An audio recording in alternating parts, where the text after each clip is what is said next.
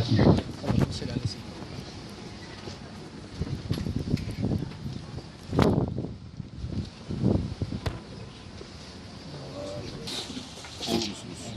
İsim? Ahmetciğim. Müdafaa Genel Sekreteri Mehmet şehadetini tebrik ediyorum babanıza. Allah Teala ona en güzel alim makamlara nasip etsin inşallah. Bize de onun gitmiş olduğu yolda yürümeyi ve böyle güzel bir sonuçla sonuçlanmayı bize de nasip etsin.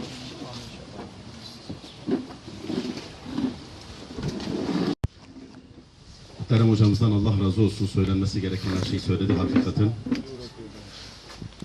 Efendim, bendeniz Hür Dava Partisi'nin Genel Sekreteri Mehmet Yavuz, partimizin adına, genel merkezimiz adına şehit kardeşimizin şehadetini tebrik etmek için buraya geldik. Ailesine ve sevenlerine taziye ve tesliyelerimizi sunuyoruz. 2-3 cümleyle müsaadeniz olursa birkaç kelam etmek istiyorum. Bugün Miraç Kandili, öncelikle hepinizin kandili mübarek olsun inşallah. Miraç Kandili'nin belki tevafuk olduğu en önemli hususiyetlerinden bir tanesi Mescid-i Aksa'dan bahsetmesidir.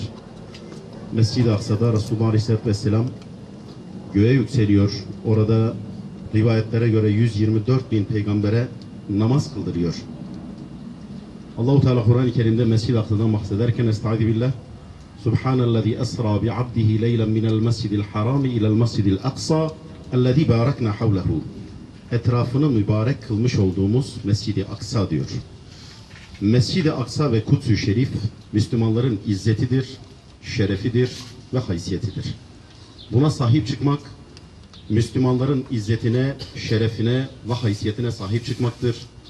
Bundan kaçmak, bunu yok saymak, bunu kendi derdi ve meselesi olarak görmemek, müminlerin ve İslam ümmetinin haysiyetine, izzetine, şerefine ve onuruna sahip çıkmamaktır.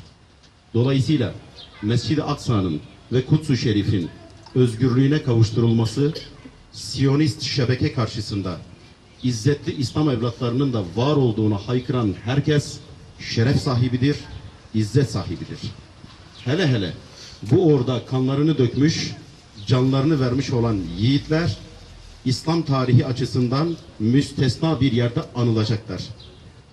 Bu anlamda Uğur Süleyman kardeşimizin de diğer aziz 9 şehit kardeşimiz gibi 2 gün önce itibariyle şehadet mertebesine kavuşmuş olması Mescid-i Aksa'ya ve Müslümanların izzeti olan Kuds-ü Şerif davamıza olan sadakatini ispat etmesi bakımından son derece önemlidir. Biz bu vesileyle onurumuza ve izzetimize ve şerefimize sahip çıkan bu kardeşimizi ve onun şehadetini tekrar tebrik ediyor. Onun ailesine ve İslam ümmetine taziyelerimizi ve tesliyelerimizi sunuyoruz. Allah'ın rızası sizlerle birlikte olsun. Esselamu Aleyküm ve Rahmetullahi ve Berekatuhu.